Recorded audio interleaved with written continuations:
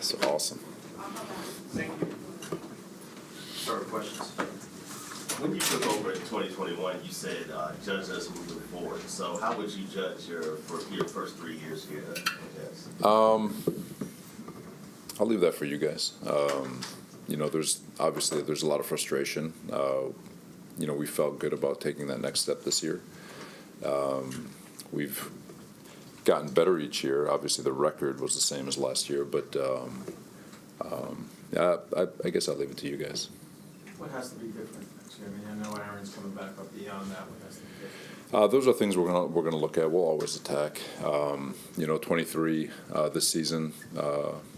Obviously, you learn with every season. There's a lot of learning experiences that were had this year, and there's a lot of lessons that we're able to take notes on and take those notes and attack the off season so that we don't have a repeat next year of this year. Are you planning? Oh, did I cut you? No, you're good, bud. Are you planning any staff changes? We're going to evaluate the staff, but there's some guys that I'm sure will have opportunities elsewhere, but I'm not anticipating anything significant. Do you think the three coordinators, you're anticipating them back? Yes. Do you think you have to take, what will be your approach to the backup quarterback situation next year? You talked about lessons learned. I'm wondering if that applies to the backup quarterback. It's going to apply to every position, but those are the discussions that Joe and I will have over the next 3 or 4 months, or whatever it is, till free agency. But we'll start this week with evaluating the roster and just going over the where we need to what the things that we need to address, the things that we have, the things that we need, and but it's definitely one of those things that we'll talk about. Robert, you look at some of your major free agent signings over the last couple of years, and they weren't flawed in theory. Like they were scheme fits. They were guys who had success elsewhere.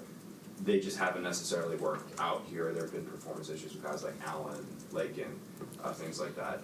Do you need to change the way organizationally you and Joe collectively go into free agency because of some of the struggles you guys have had there? No, it's a fair question. Not to be a devil or a one-up or whatever, but there's also been good. DJ Reed was a good signing. Jordan Whitehead was a really good signing. A lot of the D tackles that we've had come through here have been good signings. So you're always going to take your lessons learned from the ones that don't work, right, or the ones that haven't lived up. I don't think Allen's story is written. I think he's going to have a hell of a year next year. It's just we've got to get back to work. But why things work over the other, those are things we're always studying, so that way we don't make the same mistakes twice. Robert, I think you ended up with 13 different offensive line combinations, something like that. Last year was similar. What do you guys do this offseason to try to fix the injury issues at that position? I mentioned it a few weeks ago. There's definitely a league-wide pandemic with regards to offensive line injuries, and I've been working on this for over a month and a half in terms of just trying to find the direction that we need to go. Continue to work on it over the next few months. But that is at the forefront of my mind. It's the forefront of everybody's mind to keep those guys healthy. If the O-line's healthy, the quarterback will be healthy. If the quarterback's healthy, we'll all be healthy. And but it's definitely something that we're studying, and we'll get down to hopefully get an answer for. When you look at the teams that had starting Buffalo, had their starting five intact, Denver maybe two, are they doing the same things you're doing and other people are doing, or are they? Those are things we're going to hopefully navigate and try to find a way in the back door to find out, right? But no, there's definitely a recipe out there. We've, for the most part, once Joe Tippmann became the center, we had some continuity along the offensive line, and I know, like I've said, it's not to be confused with good enough yet, but I do think the offense, especially in the run game, really improved over the last 5 weeks of the season, and but that comes with just continuity. Always appreciate the five that we have, it's just getting them out there so they can play next to each other long enough. And so yeah, we're gonna look at everything. We're gonna turn over every stone we can.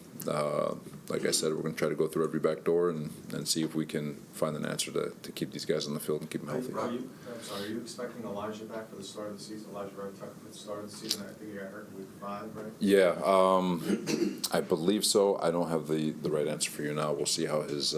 I know I see him in the weight room. He's walking around. It looks good, but we'll see. Robert, is there an increased sense of urgency? There's always an urgency. You always want to win the Super Bowl stuff. But some of these guys that you drafted that have been performing really well, or guys you've developed, they're going to have to be paid pretty soon. So do you see this as the window is not only open right now, but you really need to take advantage of it because the financial resources you may have had are going to have to be tied up to rewarding the players who perform well for you? No, for sure. That's always the game you play in terms of hopefully we continue to draft really well. I feel like we've had a couple of good drafts since I've gotten here, and you have guys who are in the hopper ready to replace guys who are about to go get paid. But you're always battling. You want to take advantage when they're still on their rookie deals. But you understand eventually if they play well and you develop well, that's kind of one of the things that we talked about when we first got here. When we first got hired, our job is to make Joe D's job very, very hard in terms of developing guys the right way. Where we've got to find ways to get them under the cap and pay them. But so we'll continue to do that. We'll continue to develop people and do our best to keep people in the hopper ready to roll. With Aaron coming off, he missed a year, given his age and the nature of his injury, how does that impact your expectations for him? My expectations for him are no different. I just watched him carve us up over the last month playing scout team.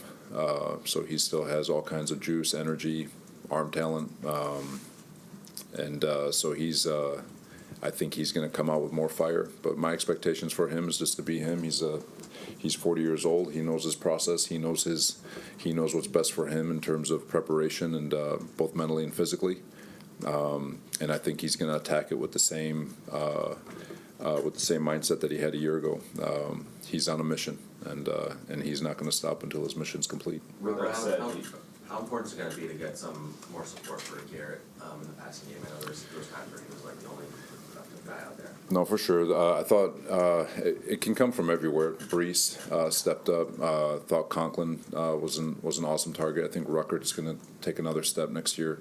Thought Xavier Gibson and Jason Brownlee did a nice job as they developed. Still expecting Allen to come back and be more of a factor coming into his second year as a Jet. But obviously, you're always going to try to add the best pieces possible, but to find another threat, so teams can't just tee off and double team Garrett will be very important.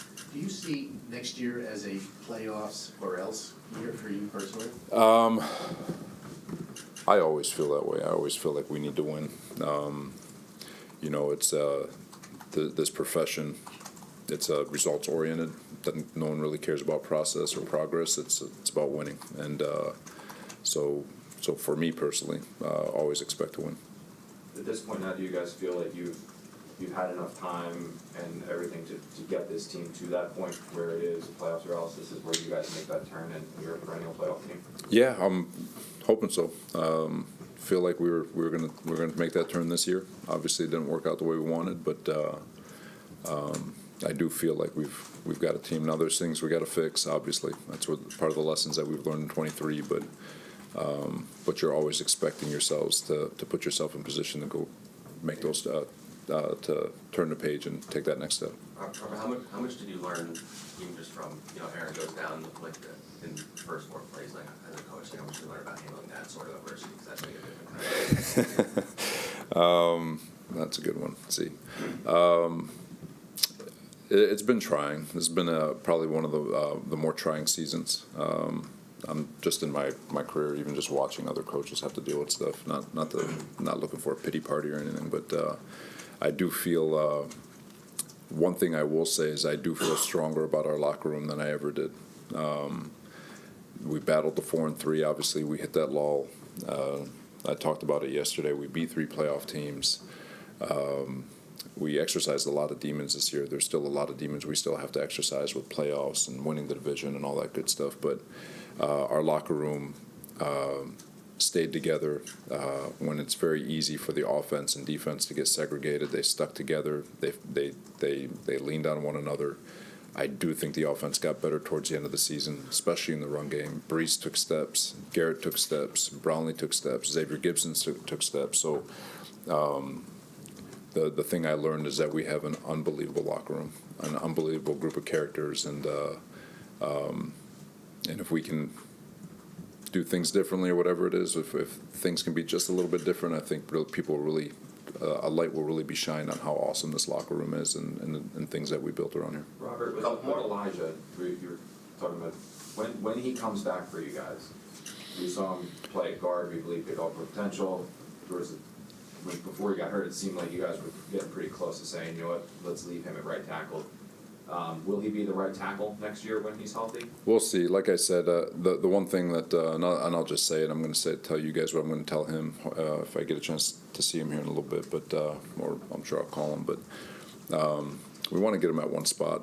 There's a lot of reasons to believe that. Some of the injuries are because of his curses his ability to move from one spot to another, right? His versatility, and not sure if that's contributing to why he got hurt the last 2 years. Where his first year he played one position and stayed healthy the whole year. So whatever we decide, whether it's left guard, right tackle, left tackle, we want him to stay in that spot and never move through hell or high water, regardless of injury, to give him a chance to play and stay healthy for 2024.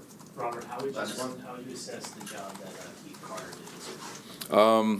I think he did a really nice job. There's things that he's, like all of us, there's things that he's going to have to improve on. But, in first year of a system, to go through that many changes and to have to coach that many young men who had gotten here mid-season, I thought he did a really good job. I thought our run game, like I said, got better and better. Brees in the outside zone scheme really hit strides over the last few weeks. And again, it's year one of a system with all the turnover and still being able to improve as the year went on. I thought he did a really nice job. Thanks, everybody. All right, thank you guys.